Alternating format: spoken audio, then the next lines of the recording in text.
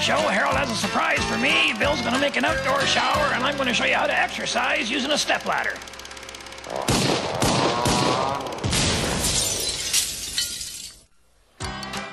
Shakespeare wrote that brevity is the soul of wit. And that's true. And to prove that brevity and soul and wit all go together, here's a short, funny guy, my uncle, your host, Red Green.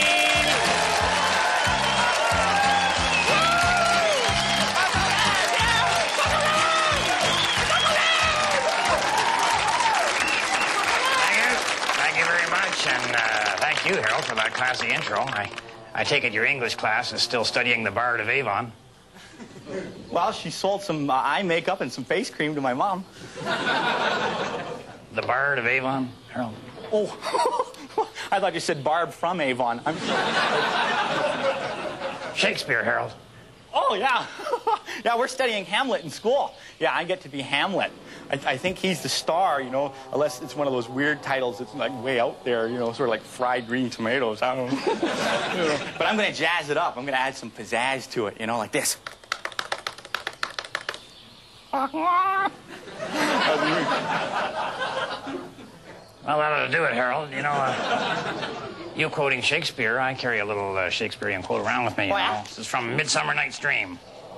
A local habitation and a name. Such tricks have strong imagination. So true, isn't it? Yeah. Wonder what it means. No idea. I'm sorry, you go ahead, Uncle Red. Oh, thank you. I was just going to tell everybody about that plan we got to do Biosphere 3. Oh, yeah, right. That's good, because that's like Biosphere 2. Yeah. That's that experiment those environmentalists did in the American desert, right? Where they built this sealed-up, completely enclosed world. It was like a giant greenhouse or something. Yeah, that's right. So we've got... they got lots of important scientific information from that, but more importantly, they got lots of money, too. Yeah, so our plan is... So Uncle Red and all the guys, you know what they're going to do? They're going to like completely enclosed possum lodge. Going to put plastic over this whole mess. Try and tap into those government funds, you know. So you're going to be Hamlet, are you, Harold? Yeah. Hamlet dies, doesn't he? Yes, but not until after he kills his uncle.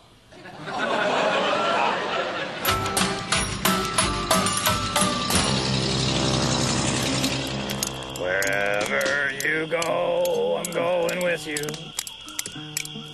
Whatever you do, I'll do it too. Whenever you move, I'm moving with you. 'Cause we've had an unfortunate accident involving a very powerful industrial glue. This week on Handyman Corner, gonna show you a bunch of things you can do with a little twinge of imagination and some step ladders. Now, if you don't have any step ladders, I guess you could pork a few from a construction site. Or you could just take normal ladders and duct tape the tops together. That'll work, too. Okay, the first project I want to show you is you get some of these split rails. You can get these by just pulling them off the back of a lumber truck when he's idling at a long traffic light. You get a few of these and you run them right between your ladders. Nothing to it. And what you got there is a little split rail fence with 2 gates. If you live in one of them townhouse developments now, you get everybody to chip in a step ladder. You can have one long, continuous fence with everybody having their own gate where the kids can run right out onto the road. And speaking of kids, if you got a piece of pipe down the basement or whatever, or out in the garage, or maybe you don't smoke a pipe, but find something, stick that between your ladders, hang your jumper cables on there, and you got yourself a dandy backyard swing for the kiddies. And in the wintertime now, you could run 12 volts through the jumpers, and it won't kill you or nothing, just give you enough of a hum to take the chill off. Or you could even hook her up to the 120 house current and use it as a dandy electrical fence. I think the kids are going to have a heck of a time with this, you know, and now this brings back... I think it'll be right. Now, appearances can be deceiving. This is not just an old crappy stepladder, a wad of duct tape, and an old drill. This happens to be a high-precision vertical drill press.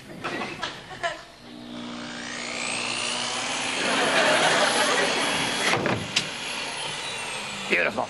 Or you could use this section up in here to, say, crack walnuts or lobster claws or even break the football helmet off the fat kid. Or if you got a step ladder and you say you got a son who's got a couple of bungee cords on his bike rack, you hook the bungee cords up, and you got yourself one of them exerciser Psymaster bike. Not advised for anybody with a big nose or other of the larger options. And here's something else you can use. A portable pen. You just take the stepladder like this and put her up against a wall or a fence, and you can put your kid in there, or a dog, or stray cattle, or what have you. They're not going to go anywhere. Another interesting use of a stepladder is flip her upside down. It'll help you put the drywall on your ceiling. You mount the whole thing like that. Put your drywall up on top of the four legs and burn like so. Now you put the whole rig onto a hydraulic jack or Moose Thompson, whatever's handier, and then you just jack the whole thing up against the ceiling, and then go get yourself another ladder and carry your vertical drill press up with you, and you can screw the drywall right into the ceiling. And it's just that easy. Of course, now, the best use of a stepladder is a ladder that saves you steps.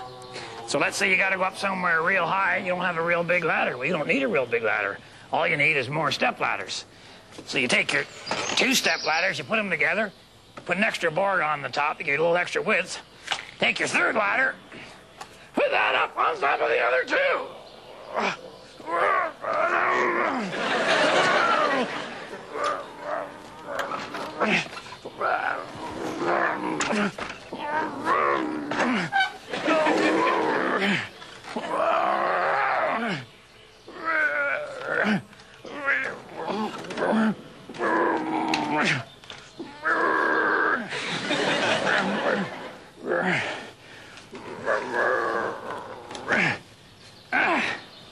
And that's a lot easier than getting a big ladder. And I think this is what Michelangelo used when he did the Sistine Chapel. So now you're up twice as high. If you want to go up 3 times as high, you'd need 3 ladders and I guess about 30 ladders. Oh, 6. Okay, six ladders. You want to go up 4 times as high, you'd need scaffolding. Okay, well, I guess that's about it for step ladders. So, till next time, remember, if women don't find you handsome, they should at least find you handy. Time to hit the wild blue yonder. Oh, boy. A little shaky, but all right. Oh, uh-oh. Gravity. And now it's for that part of the show where we expose the 3 little words that men just find it so difficult to say. I don't know. And here they are, my guests on the expert segment today. Of course, my Uncle Red and Hap Shaughnessy.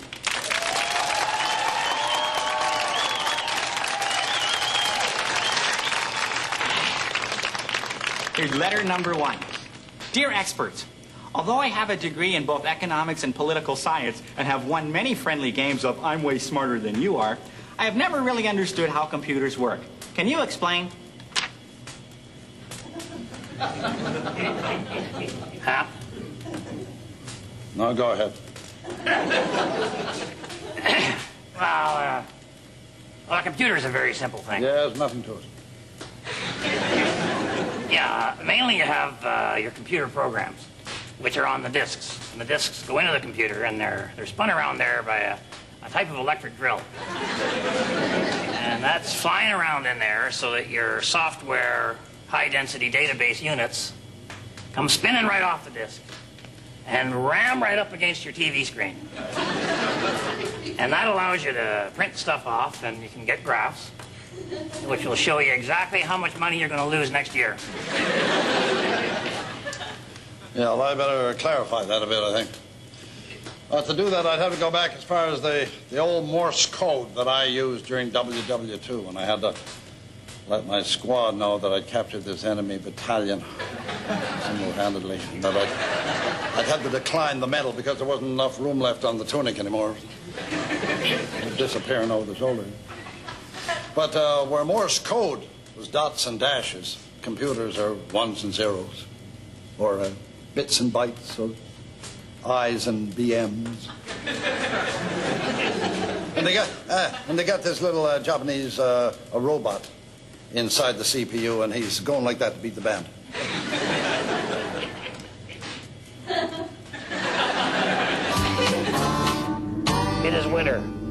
I come home late from the office Christmas party.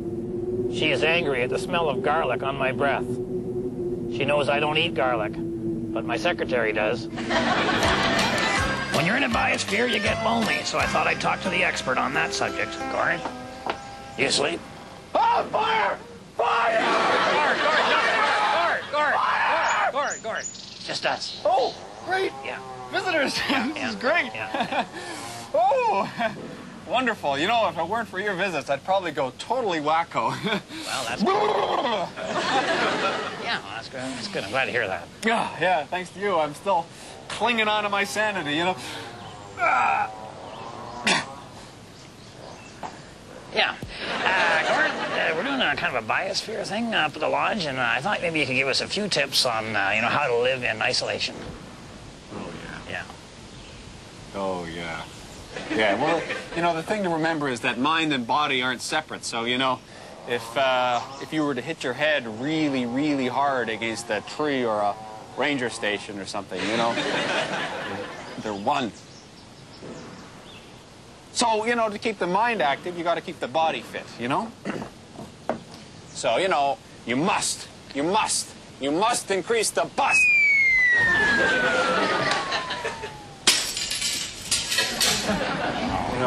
You get a new mirror put on that van and send me the bill. I'm gonna down do that. Might want to hand deliver it though, because the mail rarely gets through here. I'm sorry. That's all right. I'll take my chances on the mail delivery. Thanks anyway.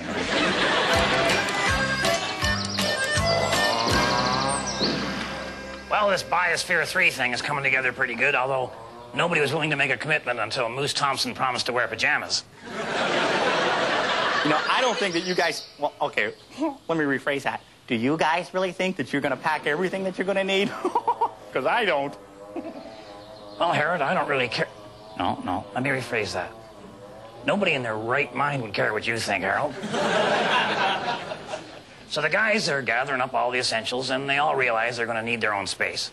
Uncle Red, do you really realize what's required of all this? It's going to be an enclosed space. I mean, you got to be completely self-sufficient. Nothing goes in, nothing comes out. Yeah, Harold, we know how the deal works. We're going to make all our own food and beverages. The only problem we're having, we can't figure out how to make chip dip. I don't know. I hope you realize you got to dispose of your own waste, too. Well, thanks anyway, but we're going to keep trying for the chip dip.